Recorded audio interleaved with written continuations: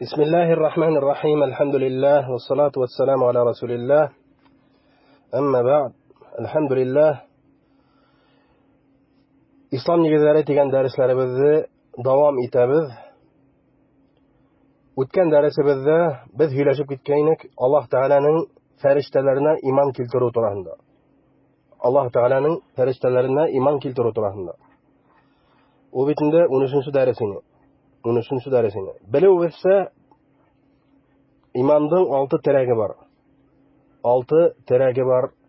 Беренчеһе бит инде Аллаһ Тәгаләгә иман килтерү, икенчеһе Аллаһтың фәрештәләренә иман килтерү, өченчеһе Аллаһтың китапларына иман килтерү, дүртенчеһе Аллаһтың илчеләренә, пәйгамбәрләренә иман килтерү, бишенчеһе Аллаһ Тәгаләнең тәкъдиренә иман килтерү, һәм алтынчыһы кыямат көненә иман килтерү. Ошо 6 терәктән тора иман. Әгәр дә ошо бер терәкте генә кеше кабул итмәһә яки инкар итһә, уның иманы дөрес түгел. Ул мусульман бул дип шутланмай. Намаз укыһа ла, ураза тотһа ла, ул мусульман дип шутланмай. Аллаһ хаклаһын. Бөтәһенә дә иман килтергә тиеш. Өченчеһе, бүген һөйләшеп китәбез Аллаһ Субхана Тәгаләнең китапларына иман килтерү турында. Китап ул гарәп сүзе, башкорт сүзе түгел. Кайберләр уйлый башкорт сүзе икән дип, ләкин ысынбарлыкта ул гарәп сүзе. Гарәп телендә әйтелә язма әйбергә, язылган нимәгә китап дип әйтелә. Русча әйтелә писание. Ягъни Аллаһ Тәгаләнең язмалары, китаптары. Берлек ханда гарәпчә әйтелә китап дип, күпселек ханда кутуб дип әйтелә. Шәригатьтә китап дип әйтелә Аллаһ Тәгаләнең китаплары, ягъни Аллаһ Тәгалә тарафынан кешеләргә туры юл, итәкчелек буларак ике дөнья бәхетенә ирешүләр өчен үзенең илчеләре аша җибәрелгән китаплары. Үзенең илчеләре аша төшерелгән китаплары. Шу була инде Аллаһ Тәгаләнең китаплары, Аллаһ Тәгаләнең язмалары. Коръәндә Аллаһ Субхана Тәгалә безгә хәбәр итә кайһы бер китаплар хакында, исемләре хакында. Без беләбез, иң азакы китап ул Коръән. Аллаһтың иң азакы китабы ул Коръән. Ул индерелгән Мухаммад саллаллаһу алейхи ва саллямга, иң азакы пәйгамбәргә һәм илчеһенә.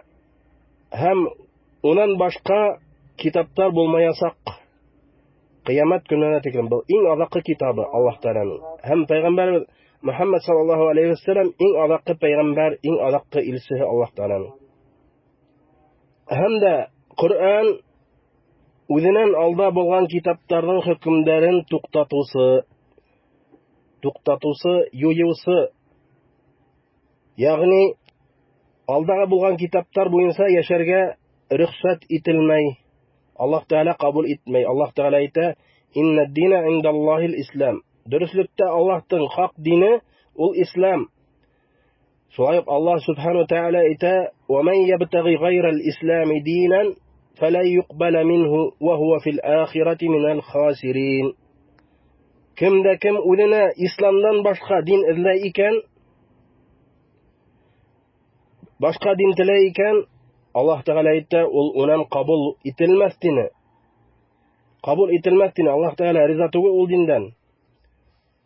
Ва хува фил ахирати минал хасирин, һәм ул ахираттә хәсрәт ияләреннән булыр. Ягъни Аллаһ Тәгаләнең мәңгелек утына, газабына лаеклы булыр дине. Аллаһ Тәгаләнең мәңгелек газабына ирешер дине. Аллаһ хаклаһын. Аллаһ Тәгалә безне хаклаһын. Шуның өчен Аллаһ Тәгалә әмер итә бөтен кешелек дөньяһын ала ошо китап буенча яшәргә, Коръән буенча яшәргә. Ошо Аллаһ Тәгаләнең дине буенча яшәргә, ислам дине буенча яшәргә. Алдагы китаптар турасында Аллаһ Тәгалә безгә хәбәр итә. Коръәннән алда Аллаһ Тәгалә индергән булган Иса исемле пәйгамбәр аша Инҗил исемле китап. Инҗил исемле китап. Коръәндә Аллаһ Субханаһу Тәгалә уны турында хәбәр итә безгә. Ва атайнахул инҗил ти. Ва атайнах без аңа инҗилне бирдек дине. Иса алейһиссаламга. Инҗил русса әйтелә Евангелие дип. Евангелие дип. Унан алда Аллаһ Субханаһу Тәгалә тагын бер китап турында хәбәр итә, ул Забур дигән китап. Забур дигән китап ул Дауд исемле пәйгамбәргә индерелә. Пәйгамбәр аша индерелә. Аллаһ Субханаһу Тәгалә әйтә: "Ва атайна Дауда забура."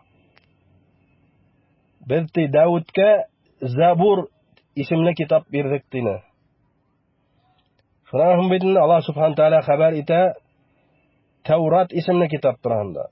Таурат исемле китапты Аллаһ Субханаһу Тәгалә индерә Муса алейһиссалам аша. Муса исемле пәйгамбәр илсе. Шуннан Аллаһ Субханаһу Тәгалә хәбәр итә тагында безгә Ибраһим алейһиссаламның язмалары турында. Әйтә Сухуфи Ибраһим ва Муса. Ибраһимның һәм Мусаның язмалары тине. Сухуфи Ибраһим ва Муса. Шулай дип бит Аллаһ Субханаһу Тәгалә безгә кайһы бер китапларның исемләре турында хәбәр иткән. Һәм күп китапларның исемләрен безгә хәбәр итмәй. Ләкин без барыһына да иман килтерәбез. Дөреслектә уларны Аллаһ Субханаһу Тәгалә индергән булган үз вакытында. Үз вакытында кайһы бер халыкларга, кавемнәргә индергән булган. Һәм уларга ваҗиб булган халыкларга шул китап буенча яшәргә һәм Аллаһ Тәгалә ибәргән илчегә иярергә. Һәм инде ошо алакы китап Коръән килү менән бар китапларның да хөкемнәре туктатылды. Туктатылды Аллаһ Тәгалә тарафынан һәм әмер итте Раббыбыз Субханаһу Тәгалә Коръәнгә иярергә. Ярамай бүген Евангелие буенча яшәргә. Ярамай бүген Таурат буенча яшәргә. Ярамай бүген Забур буенча яшәргә. Бөтәһенә күсергә тиеш алакы китапка. Аллаһ Тәгаләнең алакы китабына. Раббыбыз Субханаһу Тәгалә Коръәндә әйтә: "Ва анзална илайкал китаба бил хак, мусаддиқан лима байна ядайһи минал китаби ва мухайминан алейһи." Ва мухайминан алейһи. Мәйдә сүрәһенең 48-нче аяты. Уның мәгънәһе: "Эй Мөхәммәд, без һиңә ысын барлыкта китап индердек ди. Ошо китапты индердек ди, ягъни Коръәнде. Коръәнде индердек ди.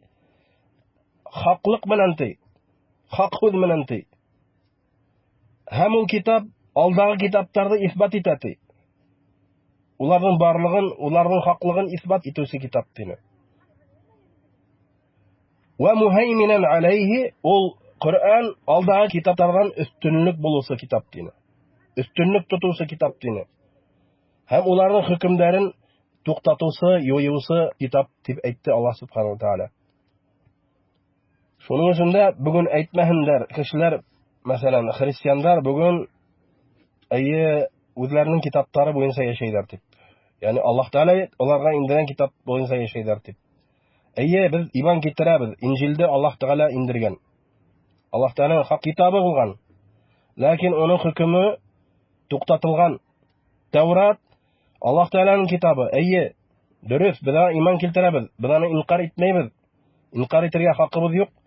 Ләкин аның хөкеме туктатылган. Ул китапларның заманнары үткән. Аллаһ Тәгалә безгә әмер итә Коръәнгә ябышырга, Коръән буенча яшәргә. Ул гына түгел, алдагы китап әһелләре үзләренең Аллаһ Тәгалә биргән китапларының мәгънәләрен, аяттарын үз куллары белән үзгәрттеләр. Боззылар. Аллаһ Субханаһу Тәгалә уларны шелтәләп, уларга инкар итеп нимәти? Ва якулуна һәза мин индиллаһи ва ма хуа мин индиллаһ. Әйтәләр улар ди, бу Аллаһ Тәгаләнән дип, бу Аллаһ Тәгаләнең аяклары дип. Ләкин Раббыбыз әйтә, юк ди, бу Аллаһ Тәгаләнән түгел дине. Ягъни моны үз кулларыгыз белән яздыгыз ди. Аллаһ Тәгаләнең аякларын үзгәрттеләр, үз куллары белән яздылар һәм әйттеләр, бу Аллаһ Тәгаләнән дип. Һәм белмәсәң бүген Евангелияны кулыңа тотһаң, кайһыһы кайһы һүзләр Аллаһ Тәгаләнеке, кайһы һүзләр кешенеке. Күпселеге кеше һүзләре. Шуңа да унда тузга язмаган мәгънәһез аяттар бик күп. Мәсәлән, унда әйтелә Аллаһ Тәгалә өчәү дип. Аллаһ хаклаһын. Иса пәйгамбәрне Аллаһ Тәгаләнең улы дип әйттеләр, Аллаһ хаклаһын. Аллаһ Субхану Тәгалә әйтә: "Лам ялид ва лам юлад" ди. Ул туманы һәм тудырманы ди. Туманы һәм тудырманы ди. Аллаһ Тәгаләнең балалары юк, хатыны юк, ул аңа мохтаҗ түгел. Һәм башка тузга язмаган кеше уйлап чыгарган алашу аяттары бик күп. Беренчедән инде Аллаһ Тәгалә ул китапларның хөкемен туктатты. Ягъни рус әйтмешә отменять итте. Икенчедән ул китаплар үзгәртелеп беткән. Үзгәртелеп, бозылып беткән. Ягъни элекке хәлендә, саф хәлендә, Пәйгамбәр Иса индерелгән хәлендәге китап, Инҗил бүген көндә юк, хакланмаган. Бу Аллаһ Тәгаләнең хикмәте. Аллаһ Тәгаләнең хикмәте белән, тәкъдире белән барыгыла. Шулай ук Таурат юк, бүген саф килеш. Муса алейһиссаламга индерелгән шикелле саф килеш, дөрес истәлекле Аллаһ Тәгаләнең һүзләре генә булган Таурат юк бүгенге көндә. Юк бүгенге көндә йөр йөзендә. Әйтмәһеннәр бар дип. Юк. Аллаһ Субхану Тәгалә күп аяттарда уларны фаш итә.